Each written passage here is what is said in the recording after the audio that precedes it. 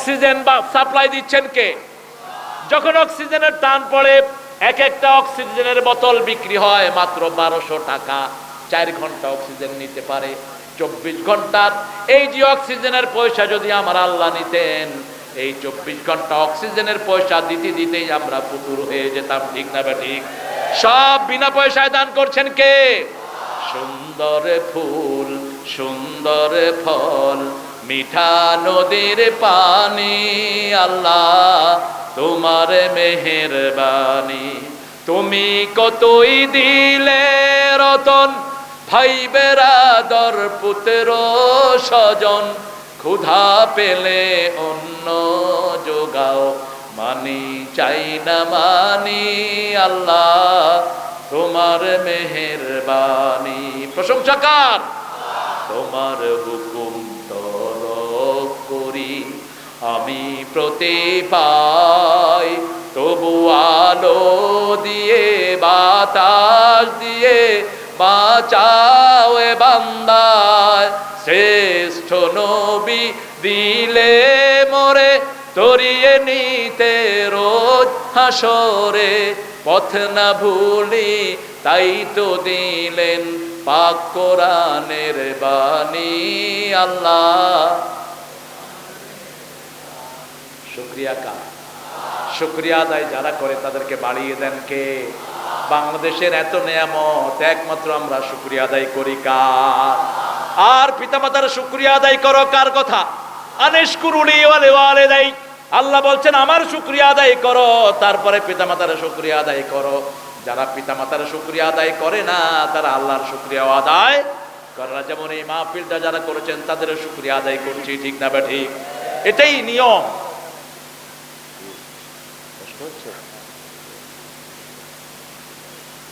আচ্ছা, এটা হবে ইনশাআল্লাহ। আল্লাহ কবুল করুক, বলেন আমিন। আমাদের দেশে সারা পৃথিবীতেই অনেক অন্যান্য ধর্মের ভাইয়েরা এখন কালেমা পড়ে মুসলমান হচ্ছে। ঠিক কিনা? এটা আমাদের কোনো কৃতিত্ব? এটা হেদায়েত কার? জোরে বলেন। আজকেও একজন হিন্দু ভাই এখানে এসেছেন, তিনি কালেমা পড়তে চান।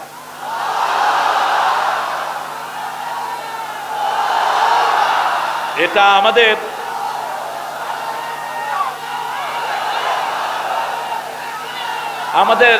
আমরা বসি, আল্লাহ কবুল করুক। বসেন। আমাদের কামরুল আরফিন ভাই থাকলে আরফিন ভাইয়ের হাতেই আমি এটা ধরিয়ে দিতাম।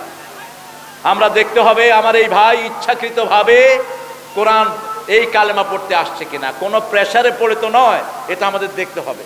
এরপরে অ্যাফিডেভিটটা দেখা উচিত, কারণ এখন বিভিন্ন জায়গাতে সমস্যাও হচ্ছে। ঠিক কিনা?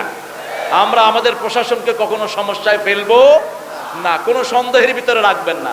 রাসূল সাল্লাল্লাহু আলাইহি ওয়াসাল্লাম রাতের বেলায় নিজের বিবি সাফিয়াকে হাতে নিয়ে হাঁটতেন। কয়েকজন সাহাবীর সাথে দেখা হলো, বুখারীর হাদিস। সাহাবীদেরকে আগে সালাম দিলেন মুহাম্মদ সাল্লাল্লাহু। রাসূল সাল্লাল্লাহু আলাইহি ওয়াসাল্লাম বললেন, শুনো আমার সাথে কে হাঁটে জানো নাকি?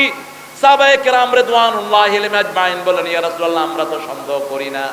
আল্লাহর হাবিব সাল্লাল্লাহু আলাইহি ওয়াসাল্লাম বললেন, তোমরা করো না, কিন্তু শয়তান তোমাদের রগে রগে হাঁটতে পারে। শয়তান যেন তোমাদের মনে কোনো বাজে চিন্তা না আনতে পারে। আমি তোমাদের মনটা পরিষ্কার করে দিচ্ছি, আমার সাথে হাঁটছে তোমাদের মা সাফিয়া। ইসলামে সন্দেহের কোনো জায়গা আমাদের সব স্পষ্ট। ঠিক না ঠিক? আমার নবী বলতেন, রাতের অন্ধকারে আমাকে যেমন দেখো, দিনের আলোতে যেমন দেখো, সবটাই মানুষের কাছে বলে দাও। কি নবী পেয়েছি! আল্লাহু আকবার। রাসূল বলছেন, বিলাল যখন তার বাচ্চাকে সব শিখায়, আমার উম্মতকে আমি সব শিখিয়েছি। এমন কোন জায়গা নাই যেখানে আমি তাদেরকে সুন্নাত শিখাই দেই। ঠিক কি না? সেজন্য সেই নবীর আদর্শ ছাড়া কারো আদর্শ আমরা মানতে পারি? একজনের আদর্শ, তিনি মুহাম্মদ সাল্লাল্লাহু। প্রথম হলো কোরআন পড়বো, 2 নম্বর সুন্নাহ মানবো, 3 নম্বর সবচেয়ে বেশি খেদমত করব বাবা এবং মায়ের খেদমত করব যত ইচ্ছা করব।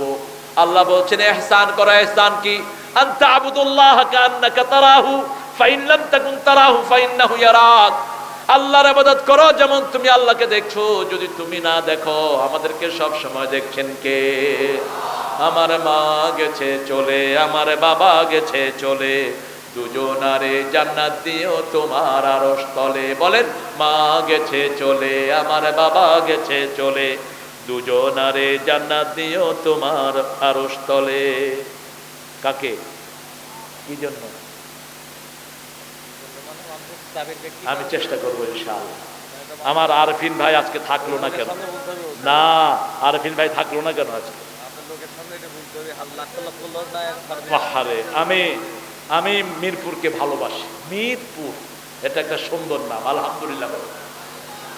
কুষ্টিয়া, তারপরে বাংলাদেশের প্রত্যেকটি জেলা এক একটা অনন্য সাধারণ জিনিসের দাবিদার, ঠিক কিনা? তবে কুষ্টিয়াতে ওই যে ডালের ভিতরে দেন যে ওটা কি জানি, বড়া, বড়ই না, না টক বড়ই না, আরেকটা বড়ি, বড়ি বড়ি, কুমড়ার বড়ি।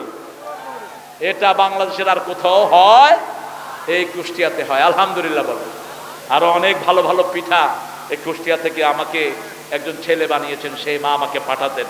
ওনার বাচ্চাটা অসুস্থ, সাকিব, আল্লাহ তাকে সুস্থতা দান করে দিন। আরো চিৎকার করে বলেন আমিন। আমরা 4 নম্বর রহমত, প্রথম রহমত হলো কোরআন। প্রথম রহমত কি? সূরা ইখলাস 100 বার পড়বেন। এটা আমি পার্সোনালি চেষ্টা করি, এটা আপনারা করবেন। সূরা 100 বার ইখলাস 100 বার পড়লে জান্নাতে আপনার জন্য 10টা বড় বড় প্রাসাদ আল্লাহ তৈরি করে দিবেন। সহিহ তিরমিজির সহিহ বর্ণনা, রাসূলুল্লাহ সাল্লাল্লাহু আলাইহি ওয়াসাল্লাম বলছেন যে যারা সূরা ইখলাস 10 বার পড়ে আল্লাহ জান্নাতে তাদের জন্য একটা প্রাসাদ বানায়। যারা 100 বার পড়বে কয়টা প্রাসাদ? সাহাবায়ে কেরাম বললেন ইয়া রাসূলুল্লাহ যদি বেশি পড়ি। রাসূল সাল্লাল্লাহু আলাইহি ওয়াসাল্লাম বললেন যত বেশি পড়ো তত বেশি প্রাসাদ আল্লাহ তোমার জন্য বানাবেন। আবার একবার সূরা ইখলাস পড়লে 10 পারা কোরআনের সওয়াব দান করবেন কে? শর্ত হলো শিরক করা যাবে। শিরক ঘরের ভিতরে আছে না নাই? বাহিরে আছে না নাই? মাজার আছে যেখানে শিরক আছে, মাজারে মাজারে শিরক আছে। কোথায় রে, কোথায় রে? মাজারে মাজারে, বাজারেও শিরক পাওয়া যায়। হাত দেখা, কাউকে হাত দেখাবেন না। যাদেরকে আপনি হাত দেখাবেন একবার দেখালে 40 দিন আমল নষ্ট হবে। রাসূল বলেছেন সাল্লাল্লাহু আলাইহি সাল্লাম, যারা গণকের কথা বিশ্বাস করে আমার উপর নাজিল হওয়া সব কিছুর সাথে তারা কুফরি করলো। কারণ গণক তো নিজের উপরেই কোনো আস্থা নাই, ঠিক কিনা? যা কিছু সব চাইবো কার কাছে? আত্মীয়ারাতু মিনাশ শির, কুলক্ষণ সুলক্ষণ শির। কাউয়া ডাকে বিপদ আসবে, কুত্তা কাঁদে বিপদ আসবে, জাতীয় জিনিস ধারণা করার কোনো দরকার। কাপড়ের টান পড়েছে, আমার দিনটা ভালো যাবে না, দিন ভালো যাওয়া না যাওয়া এটার সাথে আমাদের কোনো সম্পর্ক। যখনই বিপদ দেখবো আমরা পড়বো ইন্না লিল্লাহি ওয়া ইন্না ইলাইহি রাজিউন। আল্লাহুম্মা পড়েন আল্লাহুম্মা আজিরনি ফি মুসিবাতি আখলিফ লি খায়রাম মিনহা। হে আল্লাহ, আমার মুসিবত থেকে আমাকে উদ্ধার করেন, আর মুসিবতে যা ক্ষতি হয়েছে আপনার রহমত দিয়ে সেটা আপনি মালামাল করে দেন। তাহলে প্রথম রহমত পাওয়ার জন্য কোরআন, 2 নম্বর রাসূলের হাদিস, 3 নম্বর পিতামাতার খেদমত। রাজি আছেন না নাই? খেদমত করতে পারেন নাই, পিতামাতা মারা গেছে, এখন প্রতিদিন পড়েন রাব্বির হামহুমা কামা রাব্বায়ানি সগীরা। পিতামাতার বন্ধু বান্ধবকে হাদিয়া দেন, পিতামাতার আত্মীয় স্বজনকে হাদিয়া দেন, পিতার জন্য একটা টিউবওয়েল খনন করে দেন, একটা নদী প্রবাহিত করে দেন, একটা এতিমখানা বানান, একটা মসজিদ বানান, গরিব এতিমদের মুখে খাবার তুলে দেন। ওগুলো পিতামাতার কবরে পৌঁছে দিবেন কে?